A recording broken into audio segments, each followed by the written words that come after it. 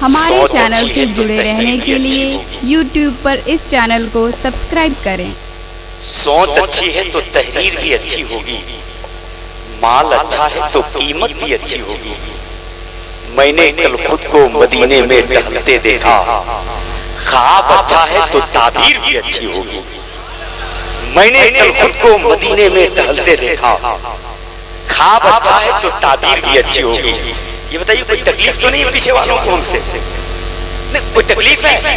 اگر تکلیف نہیں ہے تو ہاتھ اٹھا کر اشارہ کر کے بتائیں تو دھیرے سے دو آدمی پیچھے سے دو آدمی، ایک آدمی ادھر سے ایک آدمی ادھر سے مسکرا کے بول دے سبحان اللہ۔ پیچھے آپ چپ رہیں گے، پیچھے والے دو آدمی، صرف ایک آدمی ادھر سے ایک آدمی ادھر سے، دونوں لوگ ایک ایک آدمی مورچہ سنبھالے بول دے سبحان اللہ۔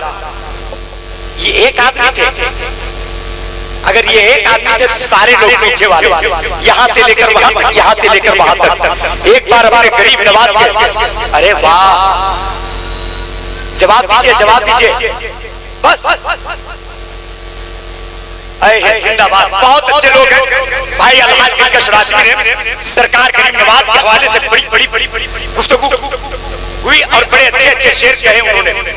سرکار خطیب مشرق علامہ مشتاق احمد نظامی لکھتے ہیں کہ اجمیر شریف کے بارے میں ایک انگریز کا خیال تھا کہ میں دنیا کے بڑے بڑے ملکوں کا سیر کیا مگر دیکھا ہر جگہ کے راجا اپنے تخت پر بیٹھ کر رعایا پہ حکومت کرتے ہیں، لیکن یہ ہندوستان کا راجا ہے جو قبر میں لیٹ کر اپنی رعایا پہ حکومت کر رہا ہے۔ یہ کریم نواز کی ذات ہے، تو جن کو سرکار کریم نواز سے محبت ہے بھائی ایک جگہ سے سون دے دے یہاں ریٹرننگ ہم کو ذرا ہم ہیں آج پروبلم میں، ورنہ اللہ کا شکر ہے کہ کسی قابل ہم بھی بچوں کو پال ہی لیتے ہیں یہ سب کر کے۔ تو یہ سرکار کریم نواز کا ہندوستان ہے، آج ہمیں مٹانے کی کوشش کی جا رہی ہے، لیکن سچ کیا ہے؟ باطل کو اپنی قوت و طاقت پہ ناز ہے۔ آپ تھک گئے آرام کریں، میں آپ کا کام کر لوں گا، خود شیر کہوں گا سبحان اللہ کے۔ باطل کو اپنی قوت و طاقت پہ ناز ہے، ہم سنیوں کو آقا کی نسبت پہ ناز ہے۔ باطل کو اپنی قوت و طاقت پہ ناز ہے، ہم سنیوں کو آقا کی نسبت پہ ناز ہے۔ اور غیروں کے ہاتھ میں ہے کرسی تو کیا ہوا، خواجہ ہمیں تمہاری حکومت پہ ناز ہے۔ غیروں کے ہاتھ میں ہے کرسی تو کیا ہوا، خواجہ ہمیں تمہاری حکومت پہ ناز ہے۔ تو حضرات اسی قریب نواز کے ہندوستان میں آپ رہتے ہیں، تو میں تیزی سے بتا دوں کہ اس خطیب کی بارگاہ میں پہنچ رہا ہوں جو خطیب عشق پہ بول دے تو اعلیٰ حضرت کی یاد آ جائے، تقوی پہ بول دے تو مفتی اعظم ہند کی یاد آ جائے۔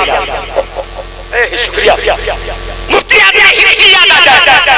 اگر اردو ادب پہ بول دے تو عبدالرحمن فاروقی کی خیالات ان کے آستانے پہ چادریں چڑھاتا ہوا نظر آ جائے۔ اگر شاعری پہ بول دے تو مرزا غالب کے جتنے مرید ہیں ان کی بیعت توڑ کر حضرت سے مرید ہو جائے۔ اور اگر کسی پہ تنقید کرنے لگے تو ماہنامہ جامع نور کی یاد آ جائے۔ اگر دور حاضرہ پہ گفتگو کر دے تو مہینوں دن آپ کو اخبار پڑھنے کی ضرورت نہ پڑے۔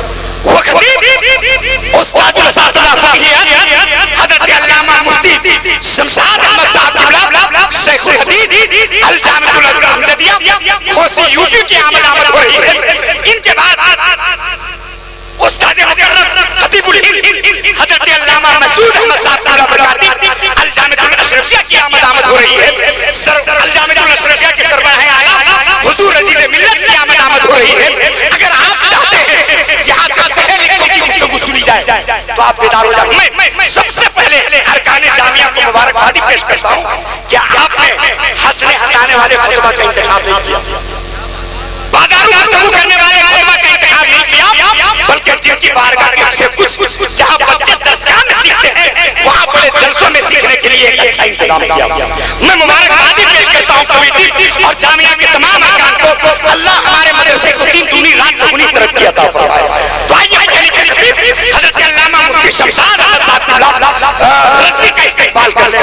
نعرہ تکبیر، ہاتھوں کو اٹھائیں، ایک ہاتھ امام حسن کے نام پر، ایک ہاتھ امام حسین کے نام پر، حسنی حسینی ہاتھ بنائیں، باواز بلند نعرہ نعرہ تکبیر، نعرہ رسالت، مسلک اعلی حضرت तुझे हर रोज पढ़ना चाहता हूँ, तुझे हर रोज पढ़ना चाहता हूँ। अगर तू सुबह का अखबार हो जा, कई दिन से मकान खाली पड़े हैं, इन आंखों का किराया हो जा।